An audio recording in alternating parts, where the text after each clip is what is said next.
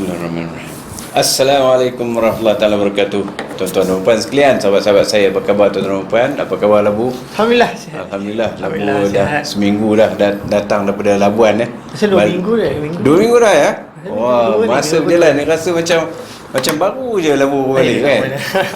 So kita ceria balik lah kalau boleh Labu dia seronok saya sembang lah. Alhamdulillah. Alhamdulillah. So macam mana Labuan, okey ya? So far okay.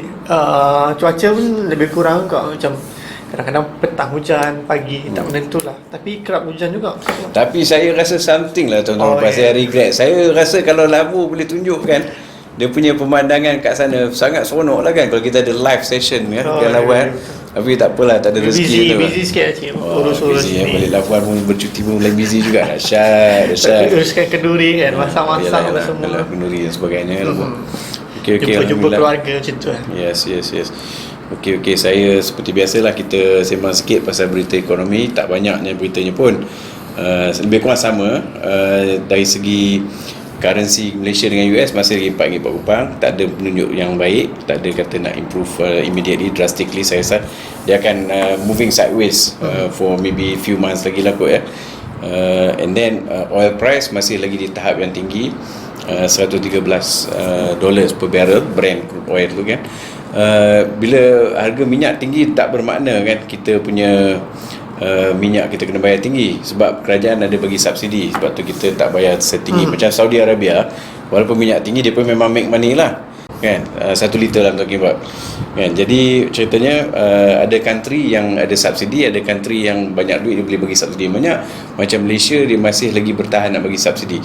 Tapi kan apa, last week saya tengok macam Datuk Mustafa Menteri Menteri apa ya? Menteri Usahawan tak salah saya minta maaf betul-betul lah, saya nama-nama jawatan menteri ni saya banyak tak tahu, tapi kenal orang je kan. Datuk Mustafa bagi tahu last week dia akan consider targeted subsidi kan, dia akan bagi subsidi yang targeted pada mungkin pada yang memerlukan subsidi tersebut.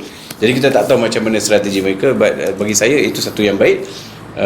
Dan juga kemungkinan GST dilaksanakan mungkin oleh Prime Minister kita nak implement GST, dia masih buat kajian. Saya punya pandangan GST ni dia baik kalau duit GST tu digunakan dengan baik untuk golongan-golongan bawahan, bagi saya lah. Sebabnya GST ni dulu kan, kalau kita compare GST dengan sekarang ni, sekarang sistem SST, GST lebih targeted kepada orang-orang kaya. Sebab orang kaya dia berbelanja mewah. Jadi kan GST ke atas barangan-barangan mewah tu tinggi. So government dapat kutip a lot of money there. The only issue ialah duit tu pergi mana. Ini sebab GST adalah business model yang sangat berjaya di negara-negara macam Singapore. Dia ada GST, Australia, New Zealand pun ada GST, UK pun ada GST, tak silap saya. Jadi cerita-cerita begini masa Pakatan Harapan Lim Guan Eng rasanya masa tu dia Menteri Ekonomi, dia yang batalkan GST. Dia Menteri Keuangan. Dia sebenarnya dia ekonomis. Lim Guan Eng ni ekonomis from Melbourne. Kan supposedly clever kan, tapi decision dia tak berapa cerdik lah tuan-tuan. Maaf cakap lah, banyak orang ekonomis bila kita bincang dengan orang pakar-pakar ekonomis, pembatalan GST tu banyak menyebabkan Malaysia kekurangan duit. Tapi saya rasa bagus juga macam GST dengan SST. Yang ni setahu saya lah, macam kalau SST dikenakan kepada end user, orang yang terakhir. Macam SST daripada penghilang tu sendiri, daripada GST tu GST dia semua mereka dia kena. Yes. So tak adalah macam terbeban kepada pada end user dan sebenarnya kalau end user tu tak berbelanja banyak, maka GST cukai yang dikenakan tu tak banyak lah kan. Tapi orang yang berbelanja banyak ni, sebenarnya yang berbelanja banyak sekarang ni depa untung, sebab bukan semua dia bayar untuk cukai. SST bukan untuk semua sebenarnya kan. Itu saja ceritanya. Jadi saya tak tahulah, saya punya pandangan macam tu. Saya pegang pun cakap-cakap ekonomis yang saya cerita ni, bukan pandangan saya pun, saya bukan pakar ekonomi kan, saja sharing. Tapi macam mana pun ceritanya kan, semakin lama semakin kelam. Cuaca ekonomi Malaysia ni dia akan jadi kelam. Saja saya bagi tahulah ceritanya. Selagi politik kita tak stabil, selagi itu kita punya kedudukan keuangan kita pun tak berapa kukuh lah. Jadi kita harap tak ada ganggu gugat pada Prime Minister punya decision perjalanan apa yang dia buat sekarang ni lah kan. Saya tak tahu lah dia buat benda bagus tidak, saya tak tahu. Tapi cuba jangan ganggu gugat Sebab orang-orang yang nak invest kat Malaysia ni, nasib baik last week alhamdulillah, dalam bulan 4 datanya, bulan 5 datanya kata kita punya duit masuk ada net. Maknanya duit keluar dengan duit masuk ada lebih sikit lah. Dah start masuk, start masuk balik. Jadi these are good news untuk kita-kita yang golongan-golongan macam bawahan macam saya ni lah. Kan? These are the things. Sebab bila ekonomi kita merancak, maknanya kita boleh dapat aktiviti-aktiviti ekonomi tu tumpah pada kita balik. Ini yang saya nak share pada tuan-tuan. Maksudnya duit masuk tu pelaburan dari segi pembangunan atau macam-macam? Dia ada macam-macam, betul lah Bu. Okey, dia ada masuk duit tu dia buat kilang for example, kan. Jadi di situ dia panggil capital investment lah. Jadi kalau misalan dari segi ekonomi, duit masuk yang dalam bentuk tu dipanggil under investment. Sebab dia ada formula untuk sukat dia panggil GDP. Salah satu ialah investment, direct investment macam tu. Satu lagi dia invest dalam bursa. Invest dalam bursa pun satu benda yang baik, sebab dia akan beli saham-saham syarikat-syarikat di Malaysia. Jadi bila dia masukkan saham duit tu dalam saham-saham syarikat di Malaysia, syarikat-syarikat tu akan menggunakan duit tu untuk buat benda-benda yang expanding lagi. Ya, dia boleh expand ke, dia boleh buat banyak benda lagi lah. Kan, so kalau the economies of scale tu much better jika ada duit masuk dalam Malaysia ni lah. Itu pandangan-pandangan ekonomis again, dan saya mungkin silap sebab saya bukan expert, dan saya cakap tadi saya cuma share sebagai pandangan saya sebagai sahabat-sahabat tuan-tuan dan puan. Macam cerita dia. Dari segi macam saya cakap tadi kan, dari segi subsidi tu pun ada juga kelebihan dan kekurangan. Dari segi contoh macam kalau kerajaan, sebab kalau kita tengok sekarang dekat berita ke dekat mana, ramai yang ambil kesempatan atas subsidi yang dibagi kat Malaysia kat rakyat tu. Okay. Ada orang, bukan saya cakap semua orang, tapi ada sesetengah pihak yang ambil kesempatan. Contoh macam dia beli minyak tu kat Malaysia tapi dijual kat luar negara. Oh, macam tu tu kira tak patut lah yang tu. Dari segi contoh macam kalau perkapalan pun lebih kurang juga macam tu. Dia beli minyak dekat Malaysia, hantar dekat tempat lain. So di mana dia maksudnya dia pindahkan minyak tu atas laut lah. So atas laut mana ada orang tahu kan. Wow, sampai macam tu sekali hebatnya Malaysia ni. Harga kita sangat murah lah maknanya. Orang di mana ada dekat Perlis kalau tak silap saya. Berlaku tu ada siap diisi satu tangki, macam tangki tangki lori tu minyak yang subsidi supply kat negara lain. Masya-Allah. Kan. Tu kena pantau lah kira dari segi subsidi. Ya. Jadi saya ingat kalau macam tu lah kita ni kan, kalau kita tak peka benda-benda macam ni, kita kerugian lah tuan-tuan. Banyak rugi kan? Okay, anyway, dari segi ekonomi tu saya rasa dia akan jadi kelam. Saya nak share sikit pasal ada fund manager yang terkenal kat Malaysia ni. Dia bagi tahu pasal akan jadi Great Recession. Great Recession ni macam tahun 2008 balik semula lah, lebih kurang macam tu lah, slow down of economy.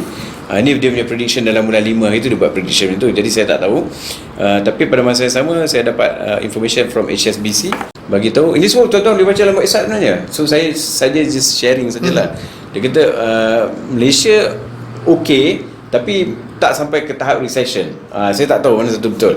Apa-apa pun kita better prepare. Ini yang tujuan saya buat video-video macam ni, Monday Night Not Quite Live ni kan, supaya tuan-tuan dan puan yang sahabat-sahabat saya ni boleh gunakan information yang kita bagi ni supaya bersiap sedia kan untuk menghadapi masalah-masalah ini. Sebab kita jangkakan Labu, golongan M40 ni yang pertengahan medium 40% tu, dia dalam yang bawah 10% of the M40 tu ataupun 15%, dia akan jatuh ke jadi B40. Jadi bila jatuh jadi B40, dia tak jadi B40 lagi dah, dia mungkin B60. Jadi nanti dia punya tu jadi macam tu. Jadi kita sekarang ni tengah nak bagi warning kepada mereka-mereka yang di bawah, dia golongan menengah, tapi the bottom part of golongan menengah tu akan terkesan. M40 kelas bawah. Di kelas bawah dia akan jatuh gitu. Dia akan jatuh kan. Sebab golongan-golongan ni biasanya di bandar-bandar.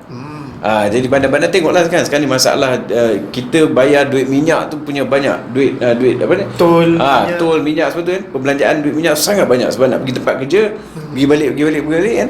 Berapa peratus daripada perbelanjaan yang gaji kita tu kita belanja untuk minyak, hanya transportation saja. Itu tak masuk the wear and tear of the car. Maknanya kereta kita rosak, tayar kita nak kena ganti, servicing lagi kan. So all those things actually cost yang meningkat tuan-tuan dan puan. Jadi kita kena buat sesuatu lah kan. Kena buat sesuatu. So saya tak tahulah apa yang saya boleh share, saya share. Jadi tuan-tuan mungkin boleh fikirkan macam mana cara-cara untuk improve. Kalau tak ada idea, boleh tengok video-video kami lah sebelum ni. Kan macam inflasi tu sebenarnya lalu kita buat bulan 12 tahun sudah kita dah predict. Kita dah predict dah inflasi akan masuk Malaysia sampai macam ni. Sebab supply chain masih lagi ada masalah ya tuan-tuan. Semenjak COVID ni masih lagi tak settle. Yes, tak settle lagi. Cerita-cerita tak cantik lagi. Jadi sebab tu harga inflasi, harga barang naik disebabkan oleh dua faktor sekarang ni. Faktor demand pun ada, faktor supply pun ada. Dia panggil push cost cost push cost push macam tu cerita dia. Okay.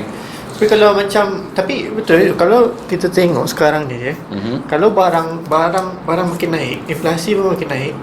Lepas tu minyak pun makin naik. Adakah sekarang ni kan baru-baru ni kita tengok macam government dia dah naikkan gaji minimum kepada 1,500. Itu paling minimum lah. So adakah cukup gaji minimum tu kalau let's say sekarang ni dengan barang naik, cost transportation lagi. To be honest saya saya rasa memang tak cukup lah. Kalau kita tengok dekat Australia, saya baru-baru ni nampak dekat Australia dia naikkan lagi kadar gaji sejam berapa puluh dolar dolar ni gaji minimum kat Malaysia ni benda yang baru dieksperimenkan lah kan. Maknanya ada kebaikan, tapi bukan semua sektor dapat ni. Ada benda-benda, ada syarikat-syarikat yang masih lagi tak perlu implementkan. Masih lagi kan, kita masih peringkat awalan dan ini satu benda yang bagus lah bagi saya. Tapi 1,500 tu tuan-tuan memang tak cukup sebenarnya kan. At least something lah for time being. At least something kan. Boleh survive ke apa, saya tak pastilah. Cumanya kalau keluarga dia banyak kan, banyak anak dan sebagainya, 1,500 sudah tentu tak mencukupi. Maka suami dan isteri kena bekerja. Kalau suami dan isteri dapat bekerja gaji minimum pun at least dapat RM3,000. Itu pun Alhamdulillah lah kalau boleh macam tu kan. Sebabnya perbelanjaan memang meningkat dan 3,000 memang tak cukup. Sebab tu saya bagi tahu gaji yang 4,000 ke bawah household income, maksud saya 4,000 household income. Jika 4,000 ke bawah tu adalah golongan-golongan yang akan terkesan dengan kenaikan harga barang, dan kenaikan harga barang tak henti-henti naiknya. Jadi macam mana kita nak buat? Jadi kita harap kita boleh bincangkan di sini.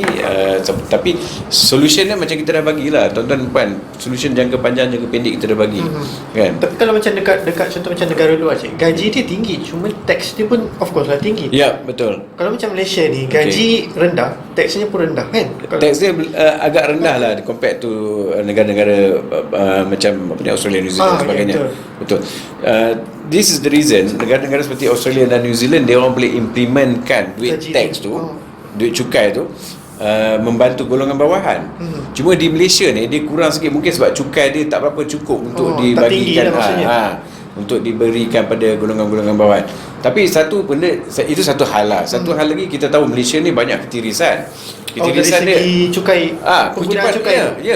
Kutipan wang kerajaan ni sebenarnya terlalu banyak diberikan projek-projek kan. Dan tuan-tuan kalau follow court case umpamanya, projek-projek syarikat-syarikat projek ni dia tak malu-malu bagi tahu, dia bagi duit pada orang ni, bagi duit pada orang ni.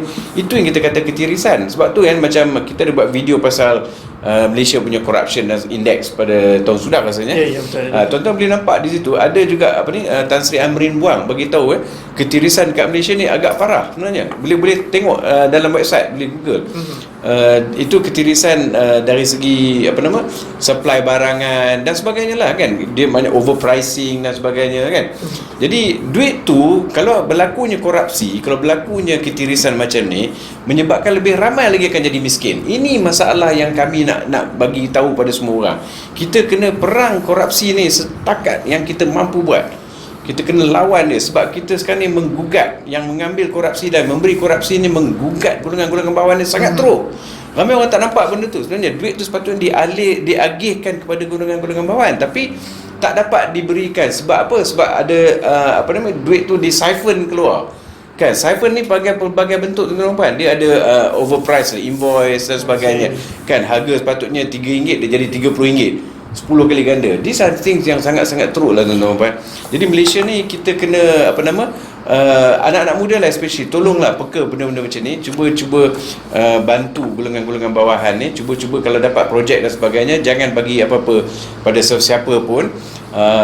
Buatlah kerja kerana Allah. Ini yang saya nak tekankan. Kita tak kisah pun dia punya tax tu tinggi, tapi selepas dikenakan tax tu ke mana duit? Itu itu cerita dia. Kita tak kisah pun, tapi kalau let's say kalau duit tax tu tak di channelkan tempat yang betul, itu yang ramai orang. Contohnya kalau sepatutnya tuan-tuan perempuan kena bayangkan tau, di Malaysia ni ada banyak penyakit-penyakit penyakit-penyakit jantung masih lagi peringkat yang tinggi, tapi kita ada satu je IJN. Cuba bayangkan kalau IJN tu ada branches dekat utara, selatan, timur dan sebagainya di Sabah, Sarawak kan.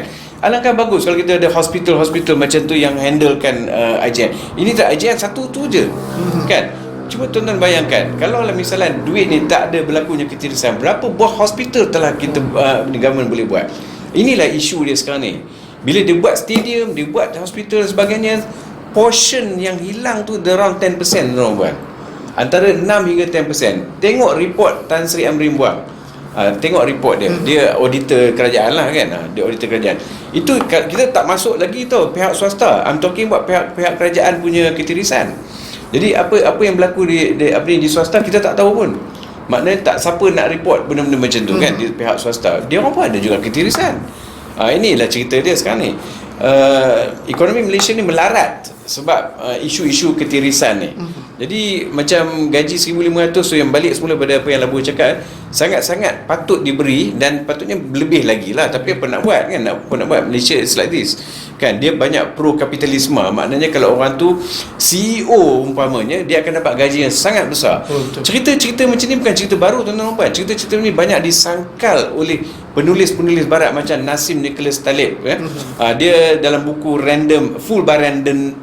Full by Randomness, buku tu tuan-tuan boleh baca. Dekat hujung-hujung tu dia bagi tahu, dia komplain pun kat situ, CEO ni dia bukan boleh buat kerja seperti tukang masak dalam company tu. Umpamanya kalau company tu ada tukang masak tu kan lebih cekap lagi daripada CEO, sebab CEO punya decision dia bukan boleh disukat.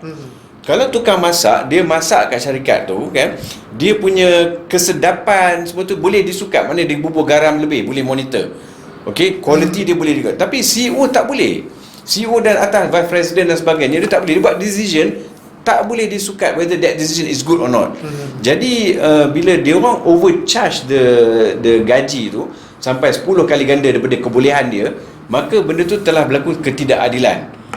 Inilah yang menyebabkan GLC kat Malaysia ni tak dapat sampaikan duit-duit daripada GLC, supposed to be government link kan. Tak dapat agihkan duit tu kepada orang bawah. Yang berlaku ialah kontraktor kepada GLC ni yang akan dapat lebih, dan siapa dia dalam GLC tu yang akan dapat ketirisan saya tak tahu. Tapi benda tu ada report. Ada report. Bukan saya cakap macam tu je, memang boleh tengok dalam website. So kita pun bising lah juga, sebab rakyat sekarang makin teruk. Tapi all these people yang so called CEO, vice president ataupun senior manager dan sebagainya, gaji besar-besar tuan-tuan. Bukan makna dia 10 kali pandai daripada tuan-tuan. Bukan macam tu. Itu ramai orang tak tahu. Kalau tak percaya, memang ada research in this. Jadi kita akan buat bising, sebab ini adalah masalah kapitalisme dalam negara yang beramalkan demokrasi. Itu cerita dia tadi kan. So kita ni saya nak bagi tahulah saya sangat menekankan kepada golongan-golongan yang di bawah ni, yang bawah 4,000 gaji ni, siap sedialah kan. Saya ada mungkin saya boleh share tip lah kemudian sikit kalau boleh. Mungkin tapi kalau macam sekarang kalau let's say macam gaji 1,500 tu tak cukup, mungkin tiba masanya lah kita buat satu atau dua kerja yang ekstra daripada kerja harian kita buat. Macam mana saya rasa untuk sekarang ni kan kita tengok macam barang dah naik, gaji 1,500 tak cukup. So macam mana? So tiba masanya lah kot macam dia buat 2-3 kerja. Saya pun tak tahulah Labu kan. Kalau saya lah umur pada saya ni nak buat 2-3 kerja penat lah. Tapi macam anak-anak muda mungkin boleh buat. Dan saya rasa patut buat juga kan. Nak menampung perbelanjaan kita. Kita kena buat extra job untuk menampung income. Dan sambil-sambil tu tuan-tuan puan boleh juga, yang I'm addressing to the people yang 4,000 and below ni household income I'm talking about. Kalau isteri gaji 4,000, suami gaji 4,000, itu bukan ceritanya. Itu dah jadi household income dia 8,000. I'm talking about household income 4,000 ke bawah. kan. Jadi ceritanya ialah jika sekiranya lah kan, dia sekiranya penat nak buat kerja part time, after hours kena buat kerja part time, tuan-tuan dan puan boleh start looking at business macam affiliate marketing dan sebagainya lah kan. Jual barang-barang online, jadi dropshipper ke, just practice dulu benda-benda itu untuk mendapatkan pendapatan. In fact, company kita ada satu DLM, salah satu company yang kita handle. Kita ada offer untuk affiliate juga pada siapa-siapa yang nak jual barangan-barangan barangan produk-produk Muslim ni. Kita ada bagi some reward lah, macam commission lah kan, macam tu. Just as a part time, letak Facebook, just war-warkan ini produk-produk DLM, dan kita akan bagi kod dan sebagainya. Ini cerita lain lah pula kan. Tapi cubalah cari syarikat-syarikat yang boleh memberi bantuan, peluang-peluang perniagaan macam affiliate boleh marketing, boleh menjana pendapatan. So kita mungkin kalau yang anak muda mungkin boleh buat 2-3 kerja kan, tidur 3-4 jam tak apa. Tapi kalau misalnya parents tu anak-anak kecil ada 3-4 orang, parent letih tu kerja tu, nak jaga anak-anak lagi, anak-anak pun perlu tumpuan kita. Jadi saya cadangkan sangat-sangatlah, mula-mulakanlah tengok affiliate marketing ke, ataupun apa-apa saja yang boleh mendatangkan pendapatan tambahan. InsyaAllah boleh buat. Kita praktis, kita belajar kan, kita buat silap, kita belajar lagi, lama-lama perniagaan kita akan berkembang lah dari segi macam tu kan. Dan hasilnya mungkin lebih baik daripada makan gaji 2-3 kerja buat part time ni. Hasil insyaAllah lebih baik betul. Tapi kalau macam kita tengok macam orang macam saya tengok dekat Twitter kan, ramai yang tak puas hati lah, macam kenapa gaji naik sikit je, kenapa gaji Malaysia 1,500 tapi gaji kat luar sana lagi tinggi. So mungkin saya rasa macam orang dah terpengaruh ataupun macam dah terbiasa macam orang ada duit dia jadi bahagia, orang tak ada duit orang tak bahagia. Macam mana nak bezakan macam, ataupun macam mana kita beza, ataupun macam mana kita nak, yelah kalau kita tak nak lah macam kita ada duit baru kita happy. Kita nak juga macam kalau kita tak ada duit pun, tapi still kita kadang-kadang macam kalau kita tak ada duit kita rasa stres, kita tak nak macam tu kan. So macam mana nak asingkan orang bahagia ataupun dengan duit. Saya cuba jawablah soalan tu kan. Saya tak faham kenapa nak asingkan orang yang ada duit bahagia tak ada duit. Saya tak faham soalan tu sebenarnya. Tapi mungkin Labu boleh cerita balik semula. Tapi saya nak beritahu tentang ada orang komplain yang Labu cakap tadi kan. Di Malaysia gaji kita ni dikontrol oleh employer. Yang menggajikan kita tu employer lah maknanya. Jadi employer ni tadi biasanya dia akan ambil gaji tu lebih untuk dia, untuk senior management. Yang kerja-kerja bawah ni dikatakan kerja-kerja biasa ni, dia tak akan bagi kenaikan gaji yang banyak. Dan tuan-tuan boleh tengok dalam employers punya federation ke apa kan, memang itu standard prosedur di Malaysia. Dia ikut sistem kapitalis yang saya tak tahu menekan di sini, agak menekan. Kalau di Australia dan di New Zealand umpamanya, gaji dia sama-sama naik tau. Gaji dia macam orang bawah tu kalau dapat gaji for example 4-5 ribu tu dah cukup bagus lah kan. Sebulan gaji dia 4-5 ribu tu bagi di sana kira dah cukup bagus. And then di Malaysia ni biasanya employer tak akan naikkan gaji. Sebab kita ada terlalu ramai sangat orang yang tak ada bekerja. Jadi dia boleh negotiate kan, dia boleh tukar kan, kau tak nak kerja sini, okey kita ambil orang lain. Ini isu dia di Malaysia ni. Disebabkan oleh itulah ramai orang yang golongan below 4,000 ni dia menderita. Bayangkan dulu-dulu nak start kerja kan, start jadi jurutera bukan 1,500 sebagai. Sekarang masih ada lagi di harga macam tu, gaji macam tu kan. Nak bekerja tu gaji dia bagi sikit saja. Dia tak macam meningkat macam negara-negara maju. Ini saja cerita di keadaan di Malaysia. Now coming back to soalan yang Labu kata kalau ada duit baru jadi happy. Kan kalau macam orang cakap tak ada duit dia tak happy lah. Tapi orang berpendapat macam tu, kalau ada duit baru kita happy. Okey. Boleh tak saya tanya Labu boleh soalan? Saya tak faham kenapa apa pasal Labu kata nak asingkan tu, apa maksudnya? Sebab kadang-kadang kita macam takkan kita nak ada duit baru kita nak happy. Kita kita tak nak bergantung kebahagiaan kita tu dengan duit. At least kita boleh dengan apa-apa cara lagi lah yang lain kebahagiaan. Labu bercerita ni pasal happiness lah. Betul. Kan, ceritanya pasal happiness. Happiness ni sebenarnya Islam dia bagi bagi pandangan yang lain, berbeza. In fact, kataan happiness dalam Quran ni susah nak cari. Ya. Banyak Allah menekankan contentment. Contentment ni macam rasa bersyukur. Jadi bila rasa bersyukur tu, dia rasa berterima kasih kat Tuhan, di situ datangnya peaceful. Kan, di situ datangnya ketenangan. Jadi kita banyak menekankan, Islamic teaching mengajak kita agar menekankan pada ketenangan. Ketenangan ni kita kena redha dan pasrah dengan apa yang berlaku, tapi pada masa yang sama Allah nak kita ikhtiarkan untuk keluar daripada ni. Jadi kita nak jadi sampai ke tahap ketenangan tu, ramai orang tak percaya sebenarnya barang-barangan material ni adalah tipu helah belaka. Sebab bila dia dapat barangan material tu, dia hanya suka sekejap je, dalam sebulan 2 bulan. Tuan-tuan tengoklah, kalau tuan-tuan beli iPhone umpamanya, lepas tu dah jadi biasa. Masa mula-mula dapat tu je seronok. Lepas tu jadi biasa. Lepas tu dia nak benda baru lagi. Kan? Ataupun kalau tuan-tuan selalu main games lah, saya tak tahu Xbox ke apa kan, version ni keluar, dia nak lah version tu kan. Lepas tu dah habis lama, nak lagi version baru dan version baru. Jadi materialism ni sebenarnya adalah satu penyakit kapitalisme. Okey, penyakit kapitalisme ni, penyakit macam ni, dia hanya menyebabkan nafsu kita ni tak cukup-cukup. Jadi di situ hilangnya barakah. Jadi orang tak happy ni kan, kemungkinan kena train balik diri kita. Saya pun sama. Bukan kita cerita kat luar, saya pun sama. Ada benda, alamak, I'm not happy lah like this kan. Jadi kita kena banyak tarbiah diri kita untuk datangkan perasaan redha dan tenang. Itu yang kita nak sebenarnya. Sebab kita, Islam bagi kita ni, happiness sebenarnya ialah yang di hari akhirat.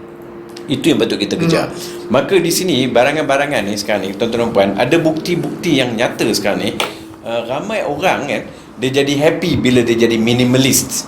Pernah dengar tak minimalist? Salah seorang minimalist yang saya pernah tengok adalah Steve Jobs lah. Dia kan ke billionaire, tapi dia biasa saja. Rumah dia rumah dia agak besar tapi kosong. Tak, dia macam dia tak perlukan barangan. Ini yang besar sangat. Yes, kan ni banyak movement macam tu. Ada satu lagi billionaire yang dia dah ada berapa bilion, dia nak bankruptkan diri dia. Ni baru berlaku cerita ni. Cerita betul saya dah baca artikel, saya tak ingat nama billionaire tu. Dan dia akan habiskan, dan dia sebut betul-betul cara Islam kita. Bila dia mati, so tinggal pakaian baju kot dia saja. Itu bukan Islamic talk, kata tuan-tuan puan. Saya pun terkejut kan. Cuma saya jemput dia masuk Islam. Tapi dia tak balas lah. Dia habiskan duit dia habiskan duit. Saya email kat dia kan, tapi dia tak balas lah. Saya tak tahu kenapa dia tak balas. Dia cerita gini lah, kalau boleh jangan fikirkan tentang barangan menyebabkan kita jadi happy. Jangan kita paksikan kebahagiaan kita pada benda luaran. Kita sepatut paksikan kebahagiaan kita tu dengan dalaman dan antara kita dengan Tuhan. Bagi saya itulah yang kita patut fokuskan lah. Kan? Jadi benda-benda macam ni yang saya rasa saya perlu share sikit lah. Kan? This is the reason why kita ada buat satu kursus macam nak capai ketenangan, insya-Allah. Kalau ada masa boleh tengok iklan mungkin kat ujung video ni, saya akan letak tu iklan. Kami belum launch lagi kursus tu, cuma nak gauging sama ada tak permintaan pada konsep-konsep kebahagiaan ni tadi. Sebab ada orang kaya tapi tak bahagia. Tu yang saya cakap kan? Dia duit tapi tak dia kumpul harta tu sebenarnya dia tak bahagia actually. That's the reason why dia kumpul harta. Maksudnya duit tu tak bagi kebahagiaan. Exactly. Sebenarnya dalam Quran itu sebab Allah bagi example ni tadi kan pada Qarun. Example Qarun tu pada kita. Kita kena tahu Qarun tu sangat-sangat kaya. Kan? And then satu lagi, kerajaan yang paling kaya yang dalam Quran, kerajaan apa? Boleh teka tak? Yang Afrika tu. Dalam Quran. Allah selalu mention nama dia. Siapa dia apa rasa? Bukanlah nama lah, maknanya ni kerajaan Firaun. Firaun kaya. Firaun itu kerajaan yang paling kaya pada ketika itu. Sehingga kan orang-orang lain hantar anak-anak mereka belajar dengan Firaun. Untuk managingkan benda tu. Sebab tu kalau pergi kat Turki kan, dia boleh nampak obelisk, batu yang batu tugu tu. Itu tugu tu datang dari Egyptian. Sebab Egyptian ni dia macam zaman dulu lah, zaman dulu punya ni is a powerful nation pada ketika itu. Tengok duit USA, ada piramid tak? Ada. Sebab tu kan Allah dah bagi benda tu betul sebenarnya. Dah bagi dalam Quran tu ceritanya, kita kena belajar macam mana Nabi Musa handle Firaun yang tadi. Kan? Kita tak naklah ikut cara Firaun. Kan Firaun ni dia tak cukup dengan dia punya kekayaan, dia nak lebih lagi dan sebagainya, dapat tunggu sampai 3-4 dia tu cerita dia. So these are the things yang saya rasa kalau ada rezeki nanti kita boleh launch khusus mencari ketenangan ni, insya-Allah. Ya Allah. So insya-Allah cik. So itu untuk hari ni punya soalan dia. Okey. So alhamdulillah itu cerita banyak pasal ni je, pasal happiness ni lah Bu. Happiness, pasal kewangan. Kewangan pun kita ada cover buat tadi, pasal minimum wage tu kan. Okay, so that's good. Alhamdulillah kita dah sampai ke penghujung rancangan. Jadi insya-Allah tuan-tuan sila tengok kita punya iklan ni. Kalau ada rezeki kita jumpa online, khususnya online saja. Saya nak share macam mana tips-tips yang saya saja bagi tahu happiness ni. Saya tanya diri saya pada satu ketika dulu. Saya tanya, kenapa saya tak bahagia? Saya Muslim. Saya tengok video YouTube orang lain masuk Islam, seronok sampai nangis. Dia masuk Islam, dia kan bahagia, dia rasa bahagia.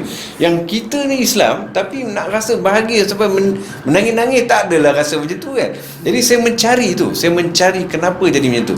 Jadi sepanjang 16 tahun kot saya berniaga sekarang ni, saya baru jumpa makna kebahagiaan tu dalam tahun 2008-2009 baru saya jumpa benda tu kan. Dan masa tu tuan-tuan bayangkan saya dah pergi buat macam-macam bisnes lah sebenarnya kan, nak tahu apa dia kat mana kebahagiaan. Rupanya dalam Quran tuan-tuan, dalam Quran. So ini yang saya nak bagi sharing sikit lah. Kalau tuan-tuan puan berminat, boleh register dulu pun tak apa kan. And then kalau rasa tak nak bayar pun tak apa. Kalau rasa nak bayarlah kan. Kita charge RM50 saja, ataupun kita mungkin bagi option boleh sedekah pada asnaf yang kita jaga. RM30 je package asnaf. Boleh bayar. Kalau tak mampu nak bayar RM60, bayar package asnaf, just so that you become tenang. Itu iklan yang kita nak buat kan. Sebenarnya saya nak ajar tuan-tuan puan jadi mewah, kaya sebagainya. Ramai orang dah buat benda-benda itu. Sekarang ni masalahnya adalah ramai yang akan jadi kesempitan, dan ramai yang akan jadi kesusahan, menderita dan sebagainya. Ini yang saya nak targetkan. Jadi macam mana kita nak menampan diri kita daripada berlakunya depresi panggil. Depresi bahasa Melayu apa? Tekanan perasaan. Tekanan perasaan kan, macam tu kan. Kan. Jadi these are the thing yang insya-Allah kalau boleh kita try to share dengan tuan-tuan puan.